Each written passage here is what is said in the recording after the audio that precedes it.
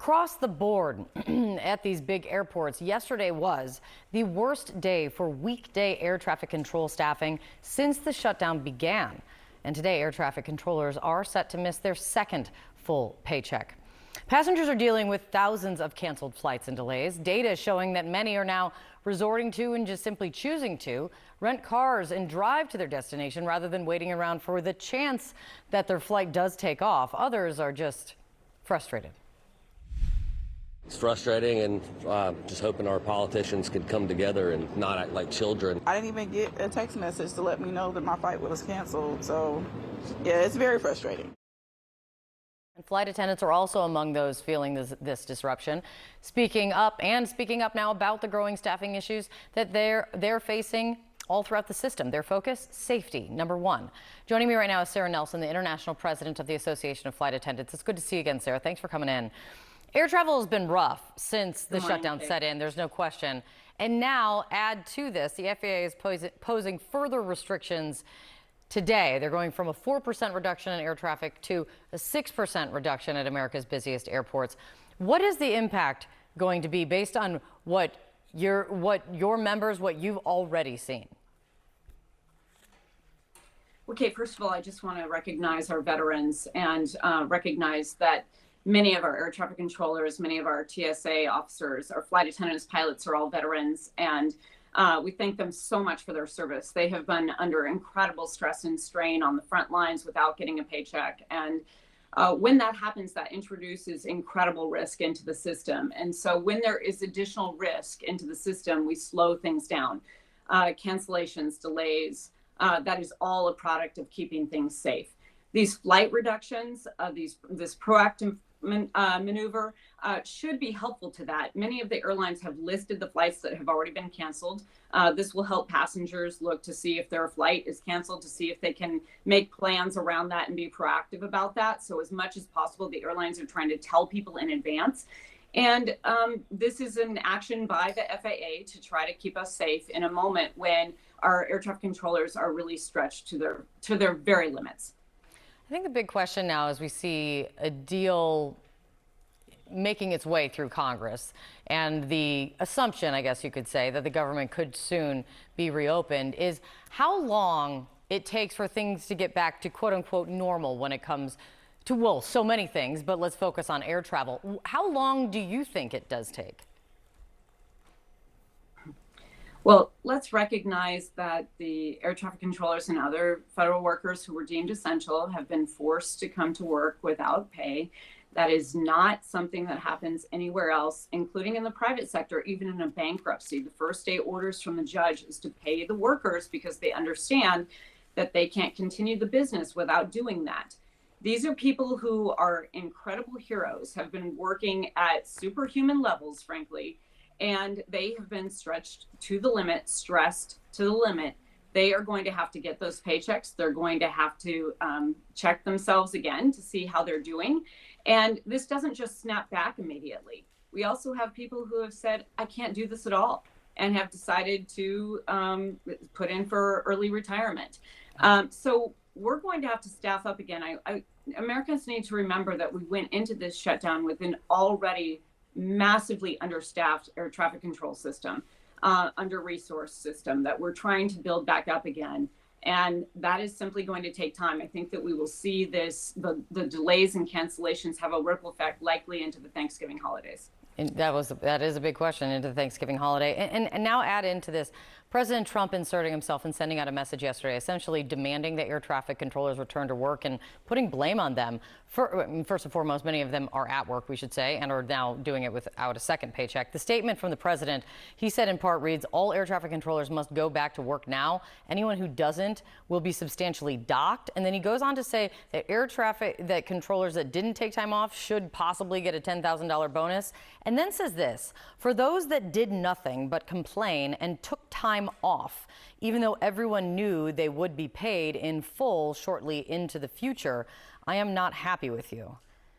What is your reaction to hearing that? Well, not only is this disgraceful coming from the President of the United States, not only is it disgraceful, it is another way that we are making it unsettled for these air traffic controllers who have worked through this miraculously without getting paid. It also shows that the president does not understand where Americans are living paycheck to paycheck these days, and stressed to the max. It doesn't understand that people are human beings and maybe getting cancer treatments, maybe having other medical appointments, maybe having an emergency at home. These are still people, even though they acted heroically during this government shutdown. We are disgusted with those statements. They need to be rescinded. And we just want the air traffic controllers and all Americans to stand up and say thank you to them for everything that they have done for all of us, and to say that we will not in any way entertain those comments from the president. We appreciate the empathy that Secretary Duffy has expressed towards the air traffic controllers during this time. We should all be expressing empathy and thank you. Sarah Nelson, thank you very much. And joining us right now to talk about where things are in America's airports in the midst of this shutdown is former TSA Administrator John Pistole. It's good to see you again, Administrator. First, let's talk about the news at hand. The shutdown is likely soon over. From your experience, how soon after, and this is unprecedented how long it's gone on, but from your experience, how soon after does air traffic and TSA operations, do they get back to normal? Well, I think, thanks, Kate. I think people need to manage their expectations, that this is not like a light switch, that simply because the Senate passes a bill, the House passes a bill whenever they do, the president signs a bill. It's not like the next day or even the next several days that everything's going to be back to normal, what people perceive as being normal. And that's the question, is what is the new normal? So I would say this is a good week, maybe even a couple week process. And the timing is critical, obviously, as we go into the holiday period, with Thanksgiving holidays, the 10 days around that holiday being the busiest travel time of the year, with nearly 3 million people a day on average going through the 425 or so airports in the U.S. that TSA provides security for, and FAA, the air traffic controllers, provide safety for. So it's a longer drawn out process than just, okay, it's over, let's move forward. And that's the thing, and that's what anyone's going to want, right? They're going to want, federal workers are going to want to have their paychecks paid in full right away. And anyone who's impacted in any way, they want to get back to normal. But because of how long it's gone on, it can take a while. And travelers are frustrated. Workers are frustrated. The system at least does not feel like it's working, if anyone wants to call this working. I mean, what do you think, from your experience, the long-term impact and cost of this mess will be, maybe in terms of dollars, but also reputationally when it comes to this shutdown? Yeah, great points, Kate. Because the economic impact is significant and probably not fully developed in terms of what it has been, and with the story about World Cup coming up, what type of image does it project to the world to say, okay, we and Mexico and Canada are hosting World Cup next year, and then, oh, by the way, the 28 Olympics in LA. What kind of confidence does that give to people that things will run smoothly, as we are known for? And I would refer your listeners to Jeff Freeman, the CEO, president of the U.S. Travel Association, on which I served on a blue ribbon panel last year, has done, I think, a great job of articulating both the consequences, the physical challenges, but also the long-term, both short-term and long-term. And so I think we have that. And then we have, again, the question of, well, what lessons have been learned from all this? Is this going to be repeated sometime soon? If there's a continuing resolution that addresses a, quote, government shutdown, what's the long-term resolution, and what confidence can the traveling public have that there won't be these type of disruptions? Oh, and by the way, that TSA and FAA employees won't go 6 weeks without being paid. So all those things that you raise are great points. That's critical.